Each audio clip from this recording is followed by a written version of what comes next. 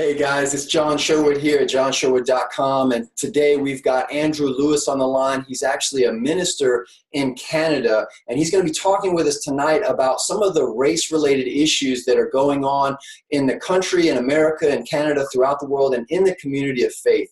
Andrew, thank you so much for being on here with us tonight. So grateful. It's good to be here, John. Appreciate what you're doing at johnsherwood.com. It's good stuff. Thank you so much. Appreciate that. And Andrew, tell us a little bit about yourself. You know, I know that you're a minister in Canada. Obviously, you're a Black man. Tell me a little bit about kind of what your experience has been coming into the faith, being a Black preacher in your context, in your part of the world, both in and out of the church. Yeah, so, I'm a minister as well as a mediator, and being fortunate enough to take part in a lot of conflict management studies. And interestingly enough, though, so much of my experience just comes from interfacing with people in the Black community, people who are non-Black. And, what's really interesting is being a leader in the church, I'm somewhat insulated from issues within the church. I don't think we tend to have an overt race problem in the church. However, I've experienced a lot of racism and a lot of marginalization and challenges outside the church, both as a Christian and even before I was a Christian. So in Canada, it's not, we don't have the flashpoints that get the kind of attention that you guys do. And I certainly respect certainly the faith and the hard work that you guys are doing to try to really navigate this very, very tough topic. But we still have racism. It's buried. But it's there. As you know, sin is a universal problem. That's right. That's right. I appreciate you even bringing that up, because many times I think in socially relevant and sort of explosive flashpoints, as you termed them, a lot of times, even as Christians, we can kind of forget and be blinded to the fact that really all issues, all sin really does come back to that root problem of man's rebellion to God and how that affects himself and his community. And so, I'm in South Carolina currently, where we just removed the Confederate battle flag from the grounds last year. I know that just a few miles from my home at the state capitol, there were rallies by both the Black Panthers and the Ku Klux Klan. And so I feel like, my world is really very deeply entrenched in some of these social issues and racism, both overt and subversive, kind of under the current. And so, again, I'm just really grateful for you being on here and being willing to discuss this, very difficult and complicated and complex, multifaceted, and really touchy issue for a lot of people. And just grateful that you're willing to tackle this in all the different arenas here, especially. Yeah, and it's interesting you mentioned you're right there in it. And first off, I'd say that no one person, Black or white or Indian, Chinese, or whatever, any race can speak for their entire race, right? Our experiences are individual. Our challenges are unique. But we can each move the needle by just sort of sharing our journey, sharing our experience, and maybe just shining the light a little bit on what it is that we've gone through and helping somebody avoid some of the same mistakes that they've made. Sure. So what, from your standpoint, from your perspective, from your personal experience, what are some of your takes on and your understandings of the Black Lives Matter movement, and how do you see that, kind of infiltrating into your culture and in the church culture, or is it? Yeah, I think, firstly, I'd say there's two things. We're somewhat sanitized and inoculated from so much of what goes on in the community and the church.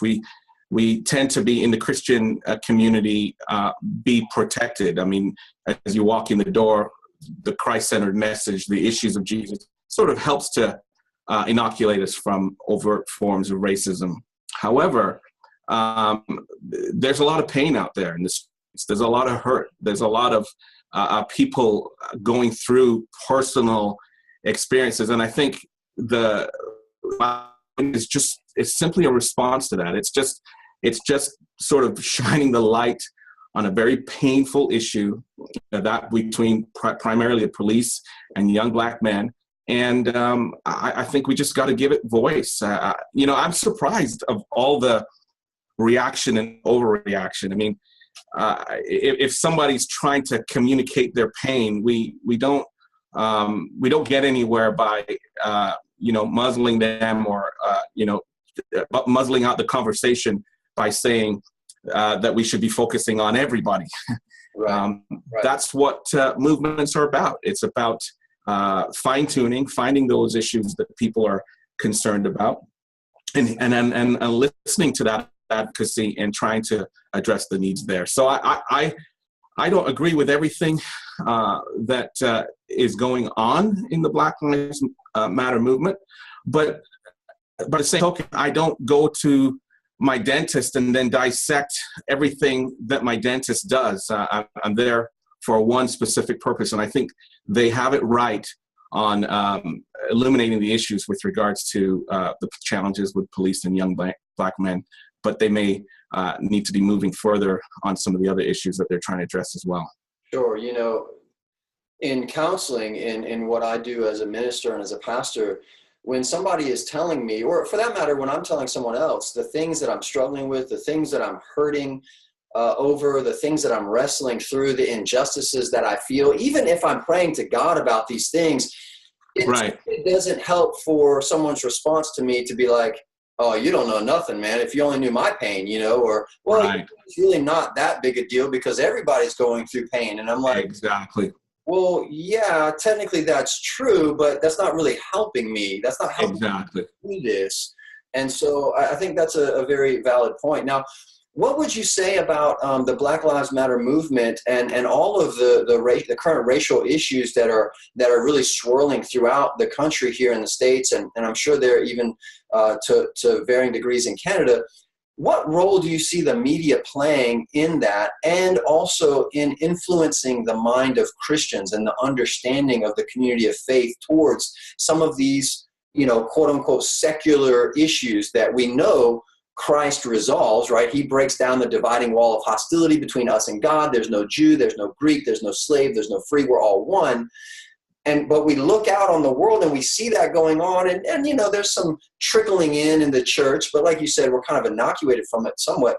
How can we be influenced negatively and positively as communities of believers for these things that we perceive are going on outside the church, and how does media play into all that?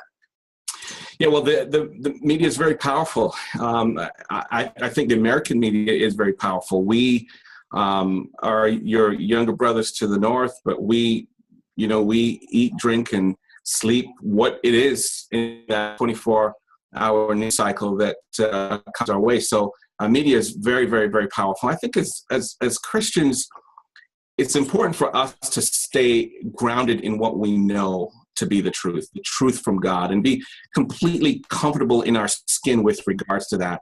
But at the same time, not be fearful of what some of these particular movements or advocacy groups are saying. I think oftentimes we get sidetracked with our interpretation of 2 Timothy 2, when soldier Christ shouldn't be involved in civilian affairs. Well, civilian affairs, my understanding of that context is that of power, that of lust, that of money, but it doesn't mean we don't reach out and touch the community. And so I think as Christians, be grounded first, understand that, we're ambassadors of Christ. We're citizens of heaven ultimately, but at the same time, we can't be so heavenly that we're of no earthly good. We've got to reach out, touch people in the community, engage them, put our arms around them, pray with them, pray for them, because these issues are real and they're painful. And you can't say to somebody's mother whose son was just killed, well, hey, if you were a Christian, then everything would go away, all your pain would go away. No, we've got to be able to come alongside with them in their pain and work with them. And that's what we saw Jesus do, right? As we exactly. read the accounts of the Gospels, that's what we saw Jesus do. He didn't hold himself away somewhere, and he engaged the community. He engaged the pain. He wept with people. And that's one of the things that's boggled me throughout church history as I've studied. The monastic Christian movements throughout the world, throughout time, have taken that approach, that interpretation, if you will, of 2 Timothy 2, of not getting involved in civilian affairs, meaning everything of the world. So therefore, I'm going to withdraw. Right. Be a hermit, live in this little faith bubble where I'm not really intersecting with anyone.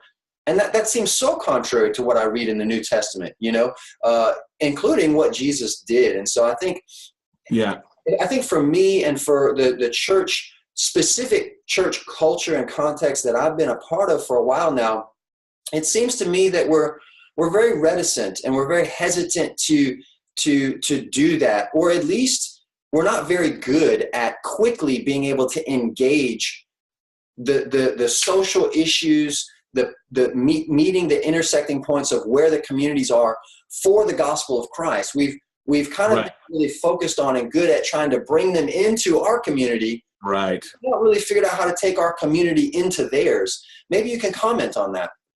Yeah, and I think you're quite right. I mean, you talked earlier about, experience with race and race issues in the church. It comes from having a strong enough spine of identity. That's why, so we got to be grounded. We got to know who we are in Christ, who we're citizens of, who is our Lord, who is our master, and who we submit to, and who's our commanding officer. Once we're completely secure in that, then we should have no problem in going on rescue missions, going out there into the battlefield and helping people, and maybe passing water at that parade, or being there to comfort the person who's lost someone as they march, or putting our arm around them and being that chaplain or that prayer person that galvanizes spirituality and faith, even if it's just a mustard seed. Right. So I think fear tends to just rule the day so much, and as Christians we're just scared to engage. I think ground ourselves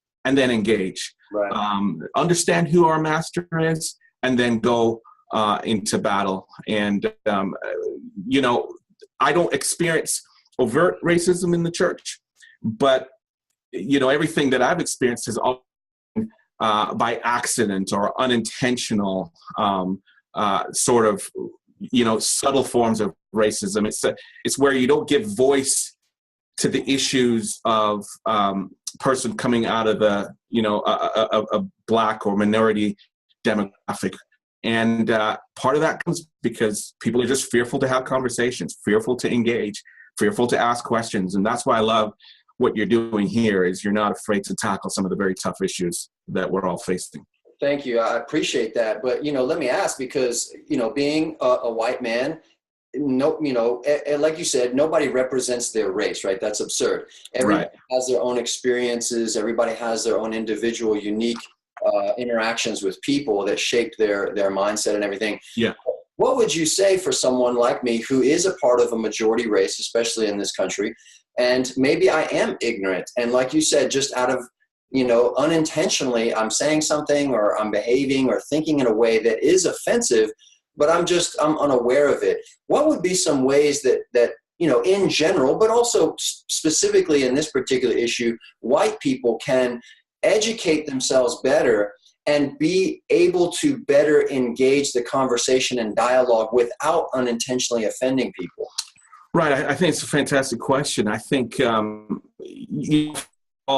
I would say just in general, and we got rainbow of colors here, but if we're just talking black and white, we got to be much more comfortable with each other in the conversation. I think so often we get so quickly offended. I mean, even this interview is going to offend people because he didn't say this, or he didn't say that, or he's too much of this, or he's not enough of that. And I think we get too busy getting offended by each other that we're not able to hear. So I think the responsibility falls on, say, in this context, the black brother, not to get offended that you didn't know, or that you made a mistake, or it was unintentional, and to give you that benefit of the doubt, and then you not to get offended when he begins or she begins to educate you.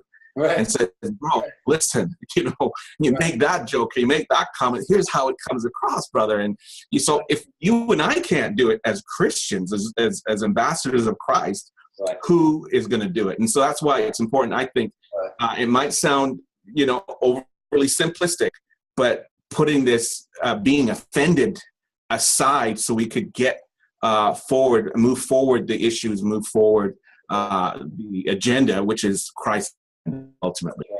That's right. The New Testament teaching us to speak the truth in love to one another. Right. And certainly, the truth doesn't always feel great because we tend to think of ourselves more highly than we ought, etc. So thank you for that. Well, I would add, if you don't mind it, for example, this term white privilege. So many people, so many white folks just react viscerally to that and just can't hear anything else. Because privilege? Who are you talking to? Exactly. Or you didn't know how I grew up. Right. And I think that shuts the conversation down. I mean, let them finish. Let them share how, as the majority race, there's things you haven't experienced. You might still have experienced poverty. You may have still experienced hardship, but all things being equal, there may have been some advantages. And if we aren't aware of those advantages, then we're not going to be able to do anything about them. So again, that offense thing is just so huge. And that's why I have so much hope for us as Christians, because we have the power and the opportunity to engage this conversation like no one else. Our country, our continent is in crisis right now with regards to this issue. Who better than the Christians who aren't so busy getting offended with each other, but can go arm in arm, you and me, together and send a message of reconciliation to a world that's hurting. So if we're too busy offending each other or being offended too easily by things that we know are not really material to the issue, then we're not going to be any good to the community at large. That's right. And we've mentioned it and kind of hinted at it a couple of times during the course of this conversation, but this really isn't simply a black and white issue. Right. It is kind of currently in some specific social context, and currently that's the hot topic, but the issue itself, the actual issue, transcends a particular race. And it strikes at the issue of equality towards humanity, towards fairness, towards loving one another equally. And it really does, it really is in unison with the purpose of Christ to come and offer freedom and genuine unity to all peoples that can only be achieved through his kingdom, through being a part of his principles and powerful reign. And so, I think about people that maybe watching this that aren't in the States. They're not in Canada. They're not in North America. Maybe they're in Asia and they're in Africa, or they're in the Ukraine. And, the black-white race issue might not be exactly the same there, but the deeper issue is across the globe. And absolutely, I don't want that to be missed, especially by the Christian community in the West, by this current hot topic in the culture. That, hey, this is bigger than just black and white. Though that is very needed, we've got to make sure that the message of Christ transcends all of that, especially in the community of believers, and then that can filter out and hopefully influence the world, right, for the glory of God. Now, absolutely, if there was one thing that you could advise your church, let's say, or Christians in the United States to repent of, to be aware of, to just one thing that they could grab onto that would help them with this particular issue, what would it be? Well, first off, I'd say by and large, I think the Christian community, regardless of those who might disagree with this, does a very, very good job at this in general. But the problem is, I think, color blindness is the cancer on this issue. You've got to acknowledge color for you to be able to remedy disparity, difference, or disadvantage. And so I think in an attempt to be colorblind, the Christian has become silent. and thus hurting the very things that we're trying to solve. And so I think to notice that I'm Black, that's good. I'm glad you noticed that, because now we can celebrate our differences and come together in Christ. To notice that you're white is good. But for us, no, I don't see color. We're all the same. I think it's going to hurt us on this issue. So that would be the one thing I would say. The other thing I would add is we've got to have people at the table for the conversation. Despite what some people might believe, there are good, well-meaning people of good faith who are policemen, who are community leaders, who are young Black men. We just got to get good, moderate, balanced minds at the table to have the conversation. I was in a training seminar recently, and I was working with some youth outreach workers and helping them to navigate some of their issues with the police in their particular communities to help the young men and women there.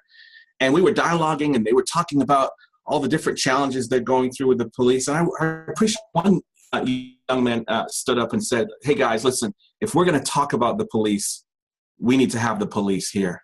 And I appreciated that. Wow. Because it said to me, look, we got to come to the table and we got to believe in humanity. We got to believe really in the message of the gospel, which is buried in here, that there are people of good faith and people of goodwill. We just got to get them in the room and have a conversation. I think we can solve this instead of alienating each other on the issue and having us and them.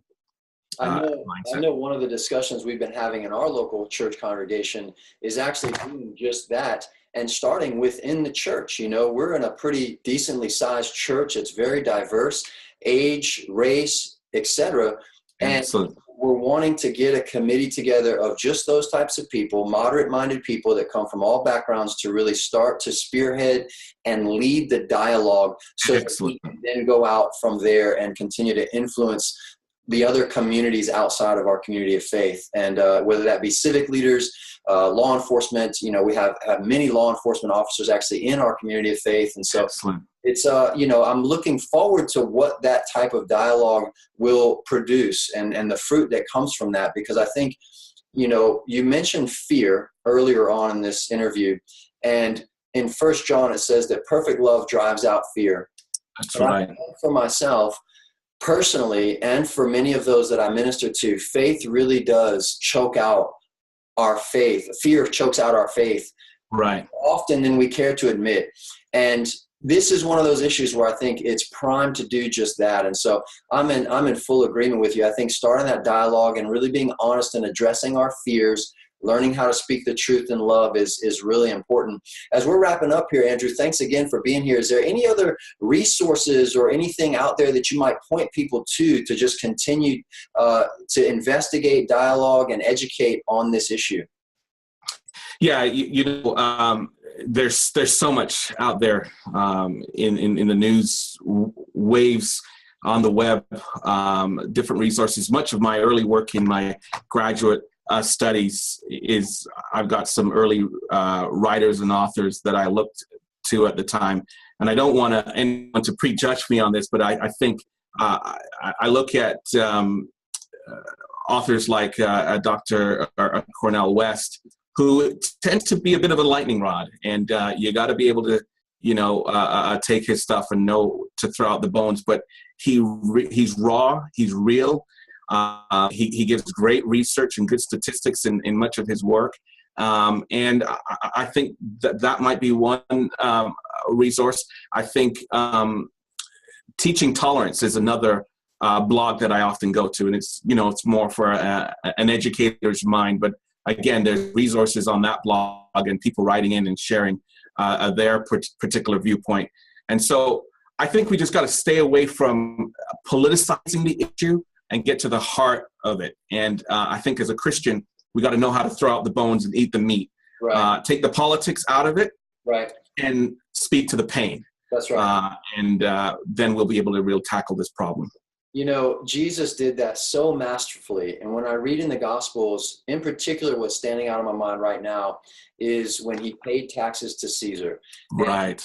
the politicians and the governors, and they stepped to him and his disciples and they said, hey, are you going to pay tax? You know, really trying to trap him on this to political, worldly, governmental arena and this heavenly kingdom he kept talking about. Like, well, what are you going to do here? And just so beautifully, so masterfully, he said, whose inscription is on the denarii? Right. Beautiful.